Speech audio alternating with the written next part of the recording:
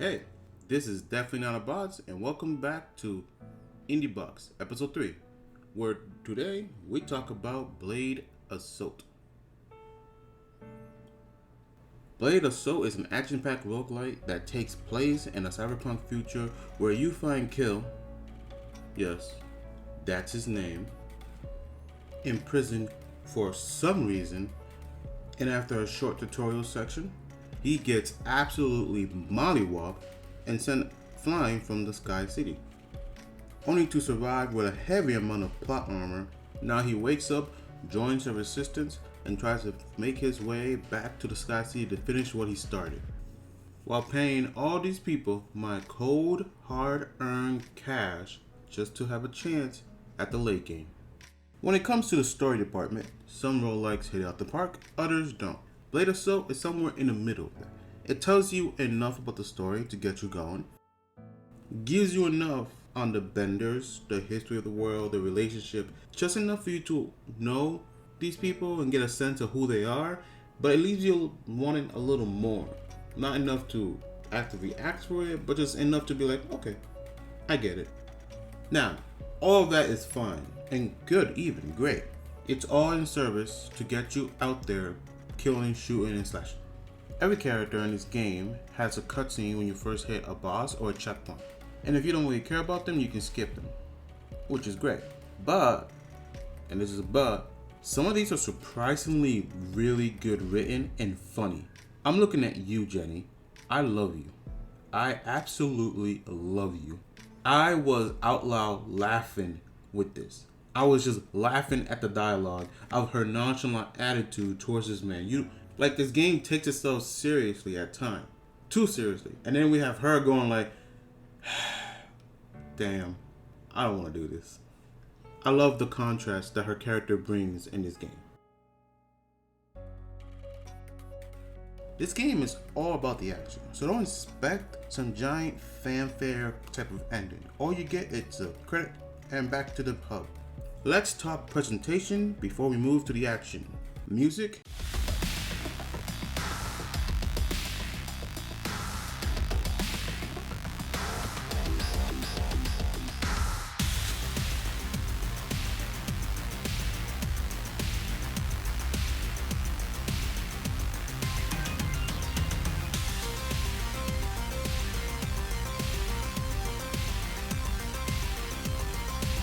Great, fantastic. I like it.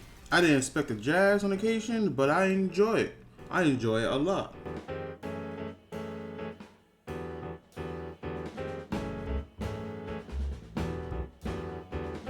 The visuals, they look great. Just look how cool I make this game look. I am really good at what I'm doing now. Let's just ignore the times where I get body. Yeah, I should even put that in this section of the video. What am I doing? Alright, now time to the real meat of this game, where all the time went. The action.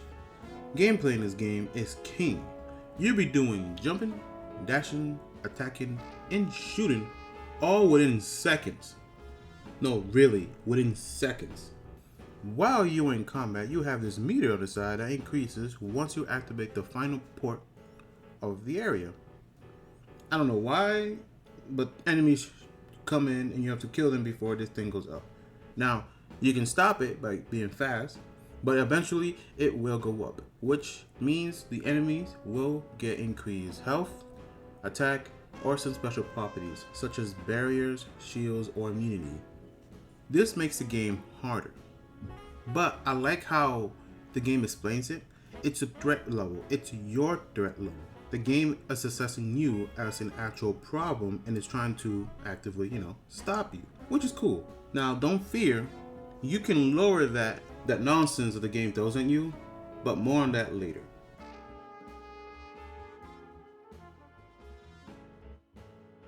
When you clear said area, you get a reward. Most of the time, you get to choose exactly what you want. Other times, you can't. Which kind of sucks, but it's not a big deal. Because every time you kill a boss, you get a showered, just absolute drench and loot. Sweet, delicious loot you can spend at the bar, hotel, or the Nautilus. But I want to talk about how deep this game goes when it comes to its parameters. Look at this. We got a lot, and I mean a lot of stats to work with. And you need to know that you want these to be as high as possible. And believe it when I say, this is not even all of it. All the information that the game is actually throwing at you. It's just a very general broad scroll. Look at all these stats.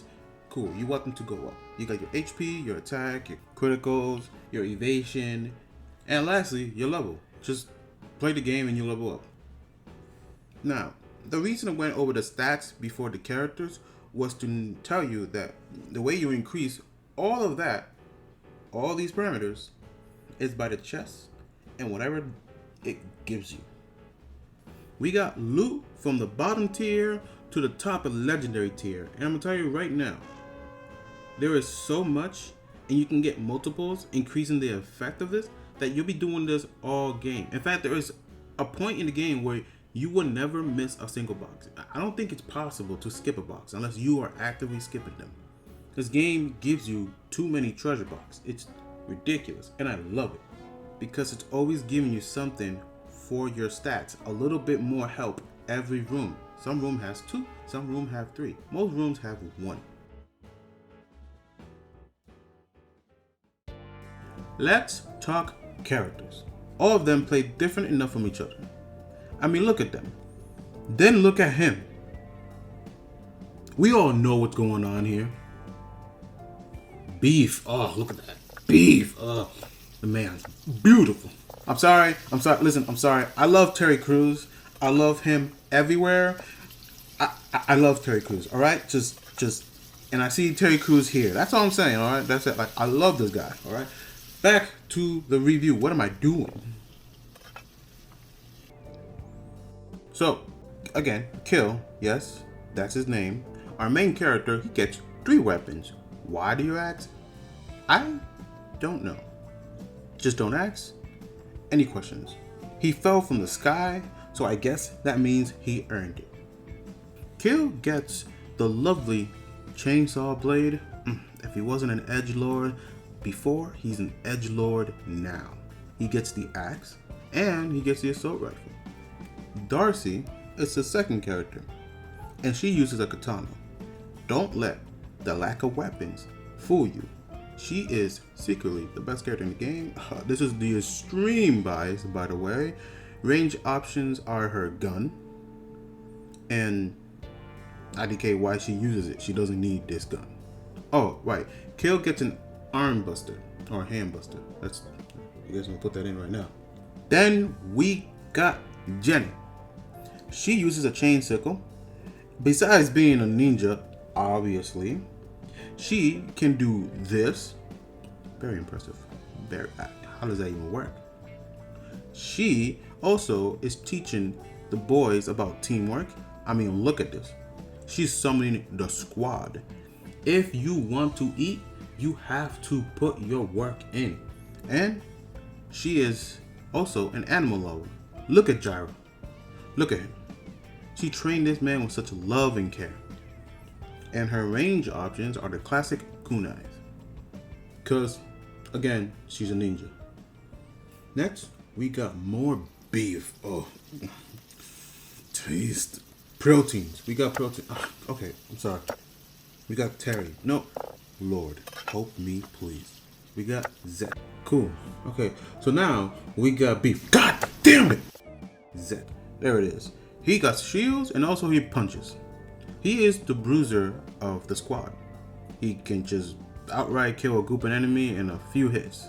Also, he has, well, you know, an arm cannon. Not a buster, an armed cannon. So, you know, he wants up kill.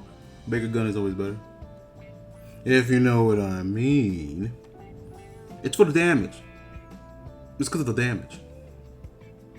If that wasn't enough, each weapon has 3 passive skills you can level up. You can have one of them equipped at a time, but they will change the way you at least approach or want to build your character moving forward. Like the chainsaw, I can have more mana, or I can just do more damage. This will change how I want to build my character. But wait, there's more. Fire, ice, thunder. Also known as the Holy Three of elemental gaming. Each element gives you an edge in combat. How to go about it may be different, but at the end of the day, it just does damage. This game gives you the ability to hyper focus on one element and just destroy the screen with nothing but lightning, or you can have all three at once. It's really up to you.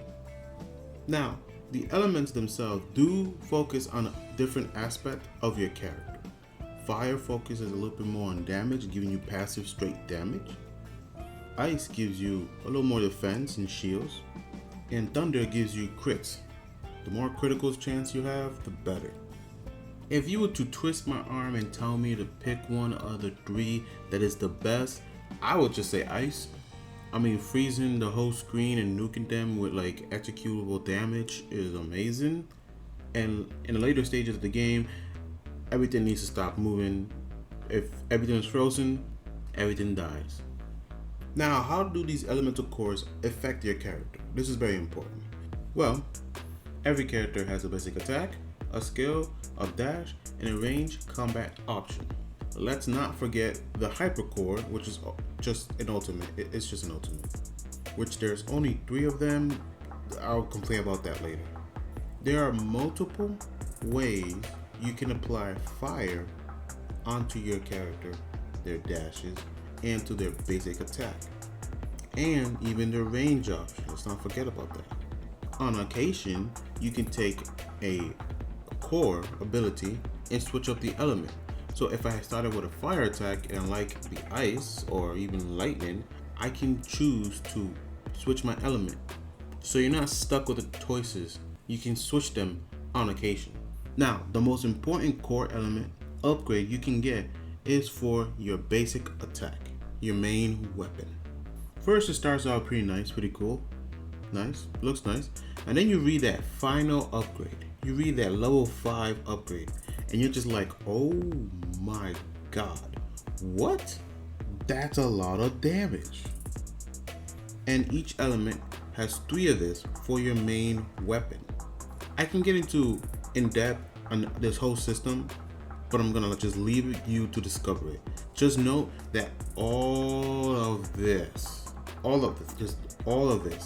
helps you become a god in this game. As I said before, this is a roguelike. You will go through a set order of random rooms until you get to the boss, beat the game, and back to the hub.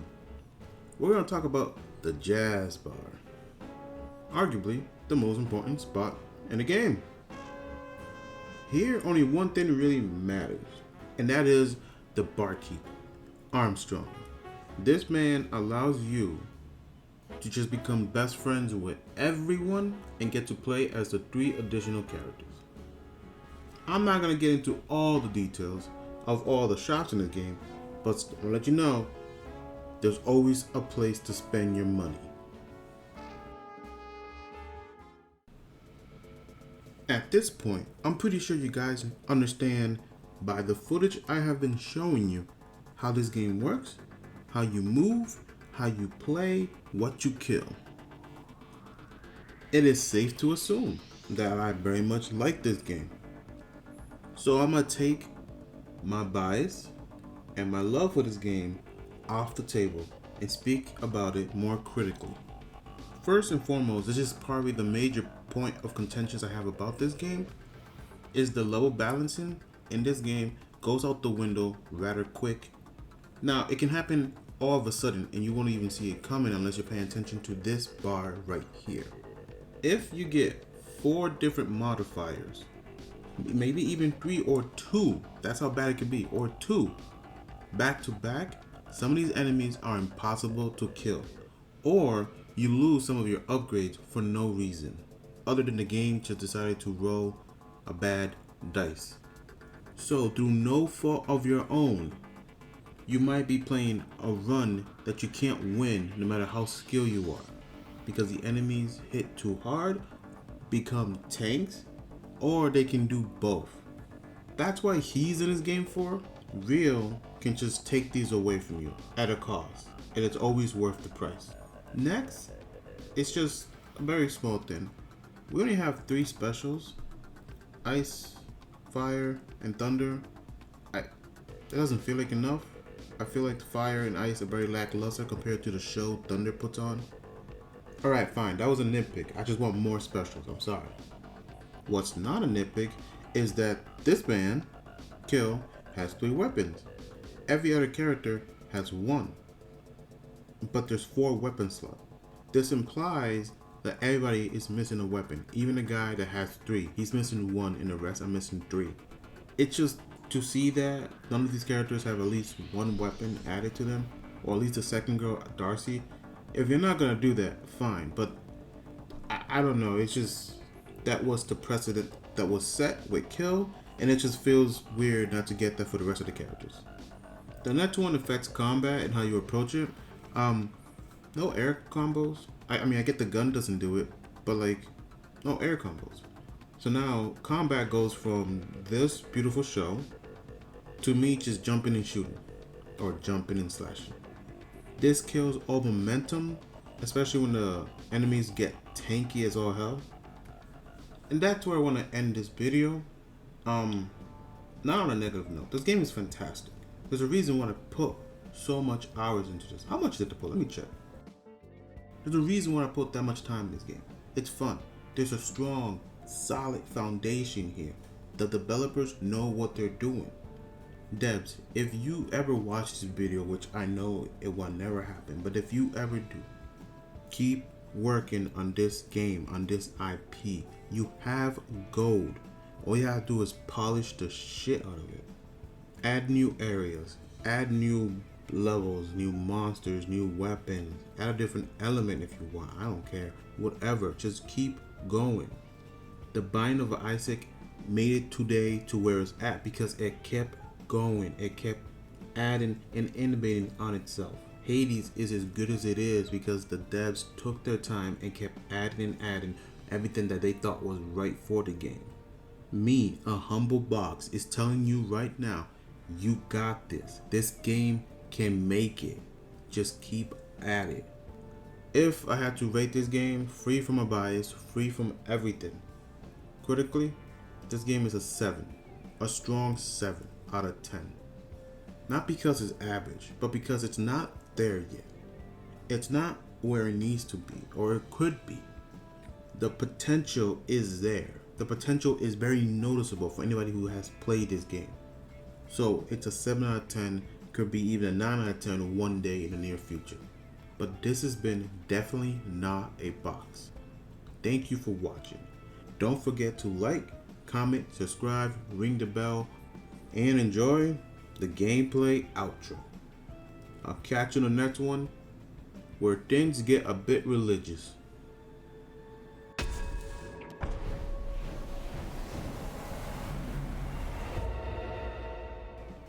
Alright, see you on the next one.